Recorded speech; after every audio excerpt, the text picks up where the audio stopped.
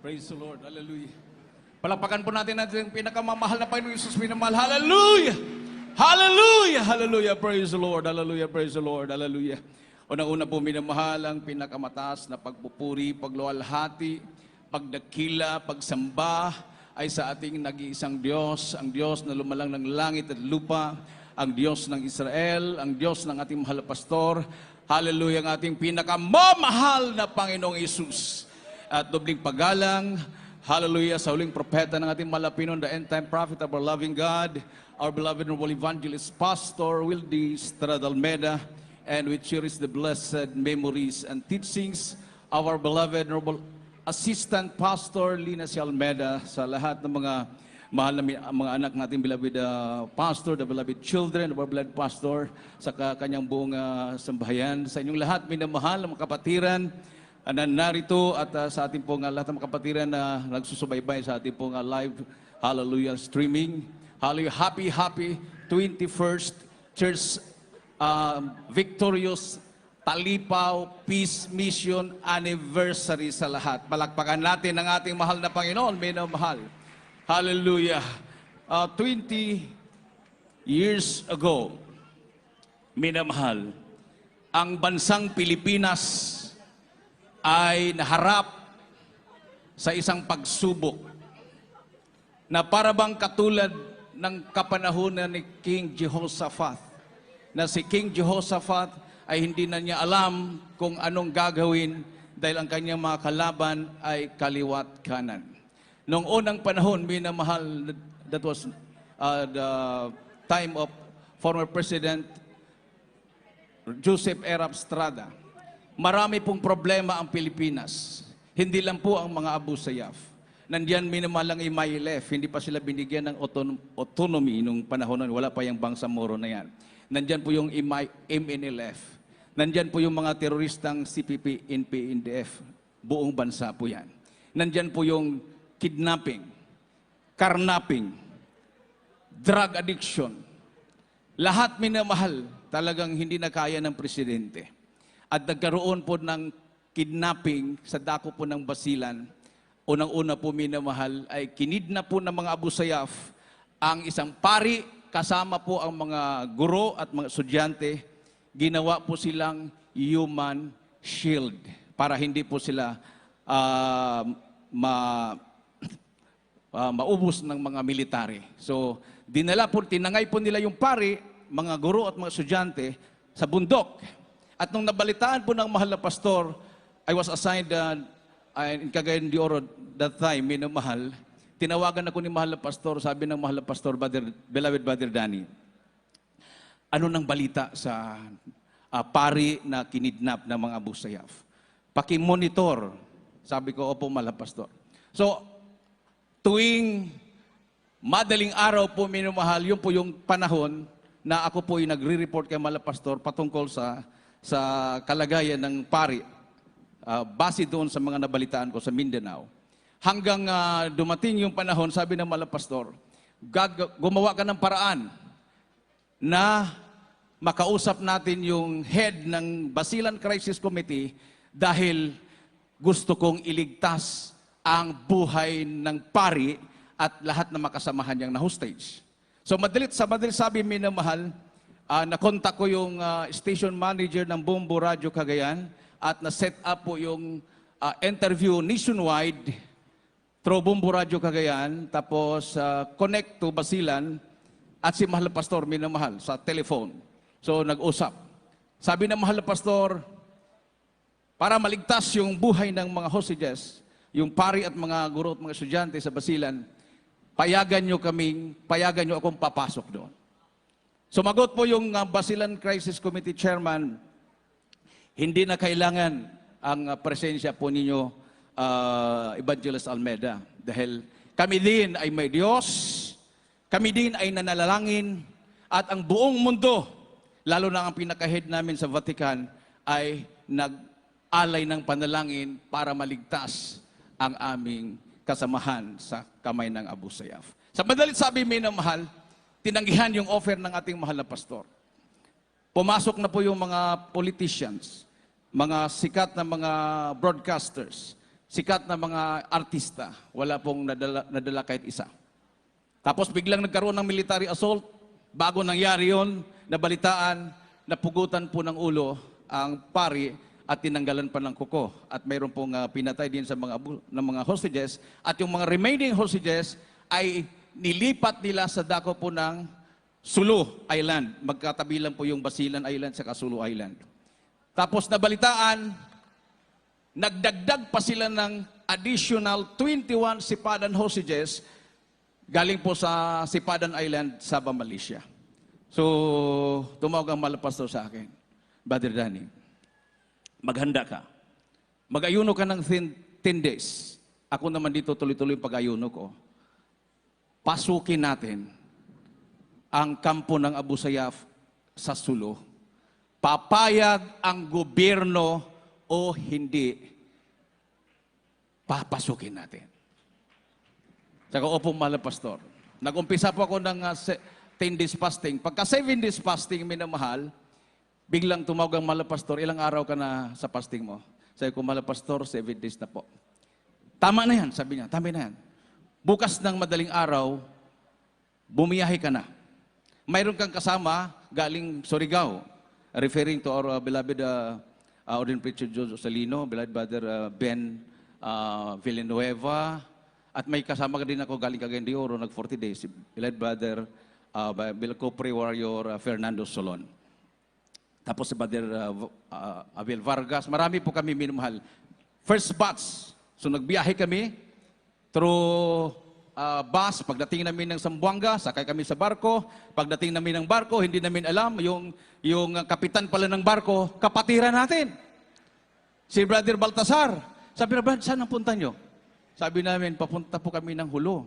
Kasi ang biyahe niya, Zamboanga to Hulo, yung kanyang barko. Bakit anong gawin nyo doon?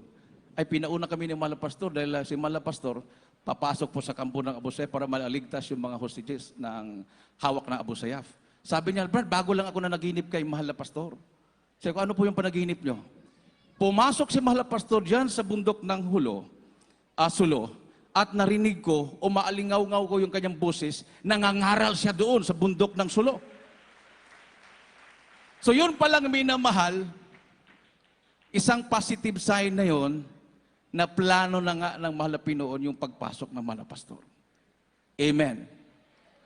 So pagdating namin doon, naghanap kami ng telefon, wala pong cellphone doon. Yung PLDT lang po minamahal na babayaran mo. Tawag ko kay mahal na pastor, nandito na po kami sa Hulo. Sabi ng mahal na pastor, magtanong-tanong ka dyan. Maghanap ka ng Abu Sayyaf para guide natin pagpasok sa kampo. Sabi ko, opo, mahal na pastor. Nakalinya po yun, minamahal, nakalinya. Nasa likod ko po yung mga Muslim na may tatawagan din. So yung pag-usap namin, malakas. Pagbitaw ko ng telefon, sabi ng mga nasa likod ko, anong hinahanap po? Sabi ko, Abu Sayyaf po. Ako, Abu Sayyaf. Sabi naman ng isa, ako rin, Abu Sayyaf. Sabi ko, daming Abu Sayyaf pala dito. Tapos pagdating ko sa Peacekeepers Inn, kasi nandoon kami sa Peacekeepers Inn, sa kampo ng pulis, may kumatok. Sa taga Jesus Miracle Crusade po ba kayo? Sabi ko, opo. Ay balita na kasi namin na papasok ang inyong mahal na pastor sa kampo ng Abu Sayyaf. Ako po si Miss C.D. Masong, isa pong station manager ng Radyo ng Bayan Hulo. Gusto ko po kayong ma-interview. Sabi ko, tamang-tama. Sabi ko, tulungan mo ako. Naghanap po ako ng Abu Sayyaf para guide namin papunta sa kampo. Sabi niya, wag kayong magtiwala. Baka dalhin kayo doon, makidnap pa kayo. Ako na lang ang guide nyo. Pinakita sa akin yung picture. Katabi niya si Commander Robot. O ito, si Commander Robot, ako. Close friend kami niyan. Pwede ko siyang tawagan ngayon din. Tapos, yung pala, si Commander Robot, bago nag-Abu Sayyaf, siya pala ay bodyguard ni Governor Abdul Sakortan ng Sulu. Tapos si Sinimasong naman, pinsan ni Abdul Sakortan. Tan ang apelido niya. Magkapinsan sila. So, sabi niya, ako na lang guide nyo. O sige po, tatawagan ko si Mahal na Pastor. O sige, magkita tayo Lunes. Nag-uusap kami Biyernes. Magkita tayo Lunes. Sige po, sabihin ko kay Mahal na Pastor sa Lunes. Tawag na ko kay Mahal na Pastor. Mahal na Pastor, mayroon po akong kausap. Hindi po Abu Sayyaf. station manager po ng radyo ng bayan. Sabi ng mahal na pastor, bukas na, nandyan ako. Well, hindi ko pwedeng sabihin sa Lunes pa, mahal na pastor. So, pagka Sabado, may namahal dumating ang mahal na pastor. Pagdating ni mahal na pastor, pagdating doon sa Peacekeepers Inn, sabi na, Brother Danny, akit na tayo. Sabi ko, mahal na pastor, ang kausap ko sa Lunes pa po, walang telephone dito, wala pong contact, mahal na pastor, hindi ko alam kung saan ang bahay. Sabi ng mahal na pastor sa akin, sa palagay mo, kalooban ba ng Diyos ang gagawin natin? Hindi ko nakasagot. Tapos sabi niya, ganito na lang. Pag darating yung kausap mo, within 30 minutes, ibig sabihin, tuloy ang misyon natin. Pag hindi darating within 30 minutes, babalik tayo sa Manila. So, opo, mahal na pastor. Wala na talaga. Puri kami. Wala pang 30 minutes may kumatok. Pagbukas ko, si Sinimasong dumating. Dumating si Sinimasong, sabi ko, ma'am, ba't po kayo naparito? Hindi ko alam, basta naisipan ko lang. Nag-usap kami, Biyernes, bumalik siya Sabado. Naisipan ko lang, kumustahin kayo. Bakit parang marami yata kayo sa loob? Sabi ko, nandito na po ang aming mahal na pastor. Sabi mo, Lunes. Biglang dumating ngayon, ma'am. Pumasok siya. Sabi niya, in-interview ang mahal na pastor kasi siya is station manager ng radyo ng bayan. Sabi niya, matuloy ba po ba ang pagpasok niyo, beloved Evangelist Almeida? Tuloy, sabi niya, mahal pastor. Walang makahadlang. Walang makahadlang, tuloy. Paano? Iyon ang hiningi ng mahal pastor na within 30 minutes. Wala pang 30 minutes, nandun na si Sinimasong. Walang makahadlang, tuloy. Sabi ni Sinimasong, tatawagin ko ang mission niyo, Mission Impossible. Hindi na kayo makakalabas na buhay pag kayo ay tutuloy sa kampo ng Abu Sayyaf. Kasi ang lugar na puntahan nyo, impyerno. Ang mga tao doon, mga demonyo. Kami nga mga Muslim, hindi makakapasok doon, kayo pa kaya. Sabi ng pastor, tuloy. Ito na. Dahil tuloy, nandoon na yung sasakyan ng board member ng Sulo, si nakalimutan ko yung pangalan. Moab ba yun? Buklao. Hector. Board member Hector Buklao. Doon po tumuloy ang mahal na pastor, beloved mamander nung sumunod sila sa bahay ni beloved board member Hector Buklao.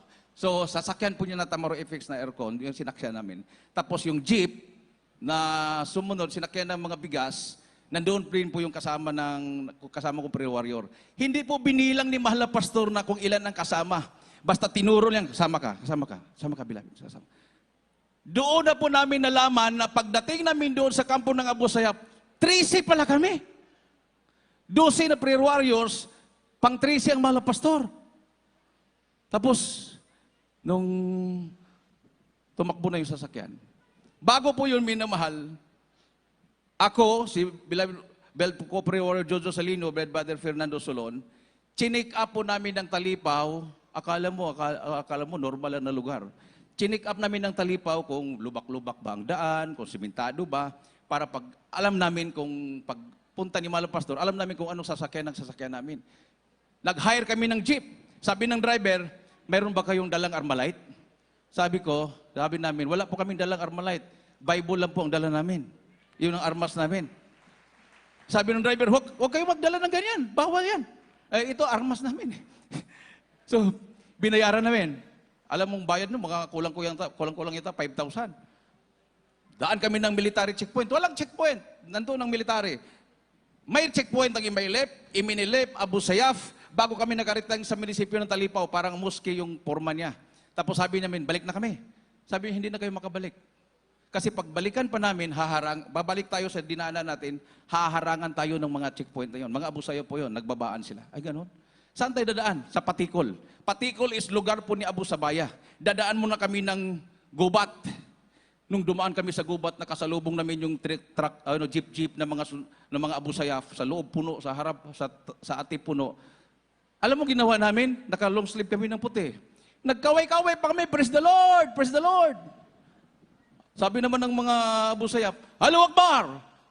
Alam mo, minamahal kung talagang hindi plano ng malapin noon, kaming tatlo madali nun. Kung hinold kaming tatlo, hindi na matuloy yung mahal na pastor. Ibig sabihin, hindi kami ginalaw dahil plano nga ng mahal na Panginoon yung misyon na yon. So nung nandun kami sa kalagitnaan ng patikol, na-flatan pa. Na-flat yung gulong.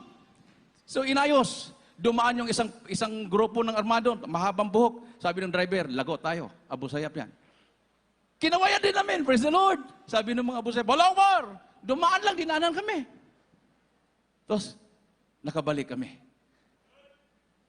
Ayun na, nung sumakay na kami ng Tamaro FX, napansin ni Malapastor na mabagal yung takbo ng sasakyan, nakalinya. Sabi ko, Brother Dan, sabi niya, Brother Dan, ano yan? Sabi ko, Malapastor, checkpoint.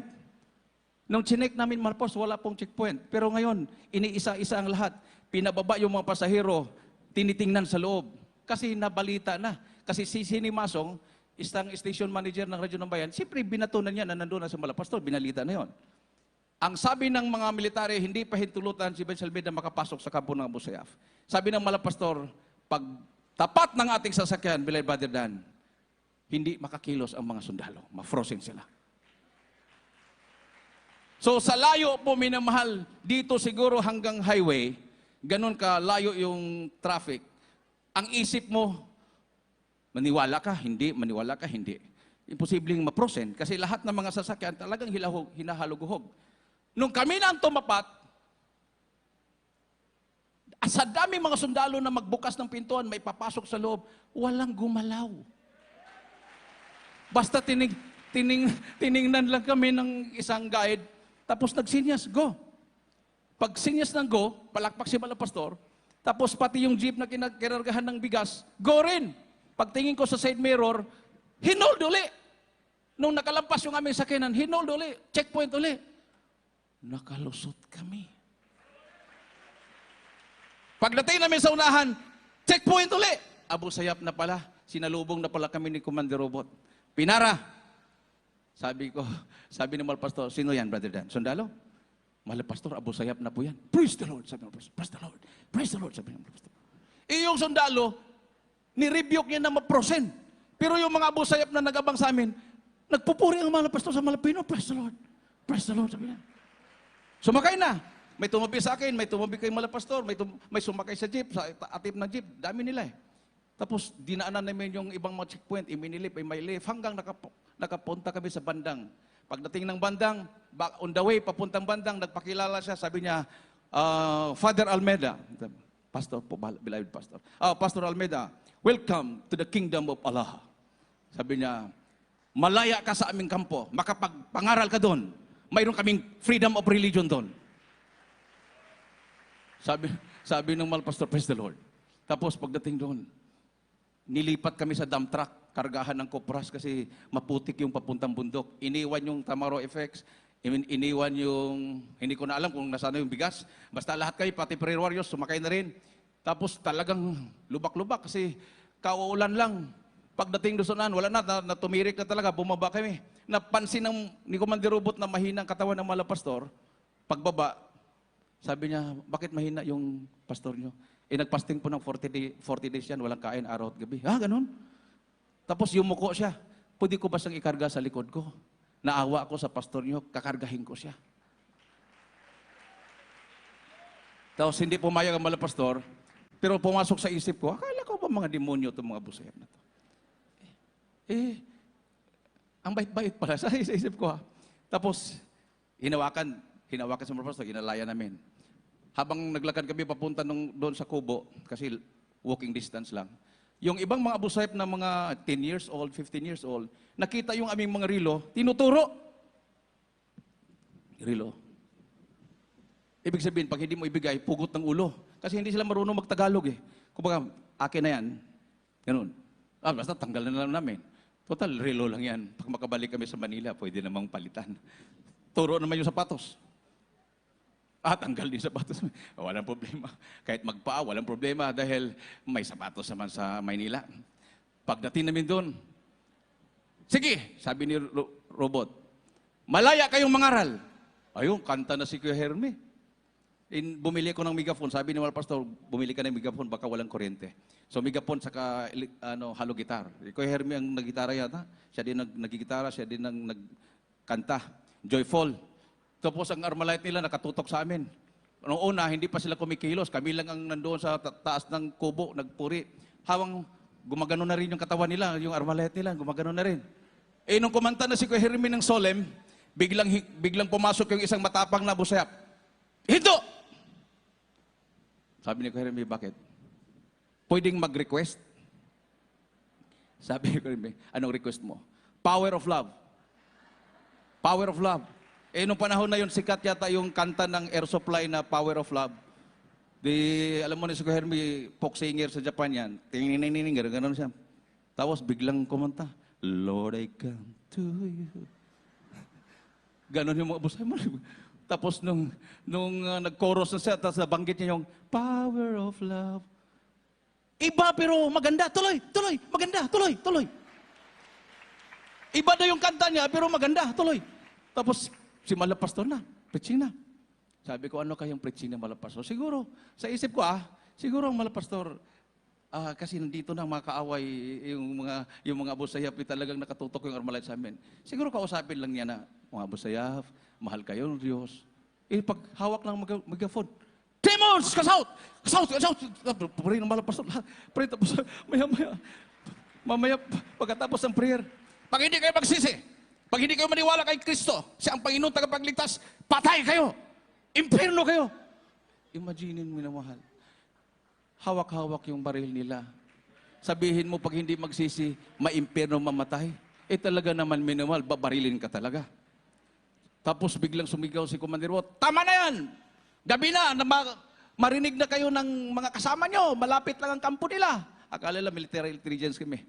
Tapos pinatanggap ng Malapastor, di-rebuke yung kanilang karamdaman, bumaba ang Malapastor. Sabi ni Commander Robot sa akin, nasaan na yung pangako ng inyong pastor na pera? Kasi hindi kami pinahintulutang pumasok. Nagpumilit ang Malapastor, so hiningian ng 35 sacks of rice and $3,500. $3,500. Pag hindi magbigay ang Malapastor, hindi kami makakapasok. So, paano maging hostage yun? Ang hostage, ikaw ang magbigay ng pera sa Abu Sayyaf para makalaya ka. Si Malapastor, nagbigay ng pera sa mga Abu Sayyaf para makapasok siya. Di ba ang layo? Hindi talaga qualified na maging hostage. At saka hindi rin kidnap dahil hindi naman kami pinilit. Kami ang pumasok. Amen. Sabi ko, Malapastor, nasaan daw yung pera na 3,500? Nandito sa bulsa. Pinakita ni Malapastor sa akin. Nandito, sabi niya. Nasa bulsa ni Malapastor. Sabi niya, ay, huwag ibigay dito. Magpatayan kami. Pag makita ng kasama ko na nagbigay kayo ng pera sa amin, babarilin kami ng kasama namin, aagawin yan. Doon tayo sa puno ng kahoy, yung malilim. Punta kami doon. Ako, si Malapastor, si Commander Robot, Commander Susokan, si Sini Masong. Pagpunta namin doon, binigay ni Malapastor ng 3,500, binilang niya. Tapos sabi ni Commander Robot, Pastor Almeida, pwede bang ipag-pray mo itong pera? Para basbasan ni Allah, para pag basbasan ng Diyos, ito ay gagamitin din namin pangbili ng pagkain ng mga hostages dahil hindi sila kumakain ng lokal, imported ang nire-request nilang pagkain kasi mga foreigner yung hostages nila. Panggasto din namin sa kanila to. Di, pinag-pray. Sabi ng Malapastor, pray natin, Brother Dan. Sige po, Malapastor. Nilagay ni Malapastor yung ulo niya sa commander na susukan, yung kanyang kamay, sa isa naman kay Robot. Tapos nalangin lang Pastor, tanggapin yung Malapino. Tapos nag-pray ang Malapastor. Yung Abu Sayyaf naman, nakayuko. Maya-maya, sa bilis ng prayer, sabi ng Pastor, be frozen, cast out, demonyo, cast out, in Jesus name, in Jesus name. Ang dalawang commander, minamahal, parang mga tupa, ganon-ganon lang yung minamahal. Lumapit sa akin si Sini Masong na namutla. Bakit ginawa ng pastor nyo yung paglihans, gano'n, prayer? Papatayin kayo. Sabi mo, gano'n ba? Mapigilan mo bang Malapastor? Talagang nilihans. Pagkatapos noon, lahat na magtatangka sa amin na kunin kami ng ibang grupo, yung dalawang komandir na nalihans ni Malapastor ang tagapagtanggol sa amin. Paggagalawin niyo sila, magpatayan muna tayo, Muslim sa Muslim. Sila ay nagpaalam sa akin, so walang makakaagaw sa kanila sa kamay ko. Palakpakan natin ang ating mahal na Panginoon. So grabe, araw-araw himala. Hindi natuloy yung pugot ng ulo, ang natuloy po, minamahal, ayuno. Dahil sabi ni Commander Robot, dahil sabi niyo, gusto niyong tumulong, sige, subukan natin. Mag-ayuno kayo ng 3 days, at kung makalampas kayo, talagang alagad kayo ng Diyos. 3 days, walang pagkain at walang tubig. Dati na kaming nag-ayuno ng 2 days, kasi Monday po yon. Minamahal, nagkamali sila. 2 araw, plus 3 araw, 5, dilagdagan pa ng 2, naging 7, walang pagkain, walang tubig, buhay kami lahat. At pagkatapos noon, daming himala nangyari, minamahal, hanggang nagkaroon ng military assault, hanggang nagtagumpay. Yan po ang istorya, ang maiksing patutuo, minamahal, pero mahaba na yata yung ginawa ko sa kampo ng Abu Sayyaf. 21 years ago. Lahat na umuusig sa ating malapastor, nauna na sila sa langit, ang malapastor buhay na buhay. At saka, siguro coincidence din, pang 21, nandito tayo sa 13. 13 yung pumunta sa kampo ng Abu Sayyaf, nandito din tayo sa 13 martyrs. Minamahal. Happy 21st Church Anniversary sa lahat. Ang lahat na kapurihan, pasalamat sa ating pinakamamahal na Panginoong Hesus lamang. Palakpakan natin yung mahal na Pinoy. Praise the Lord.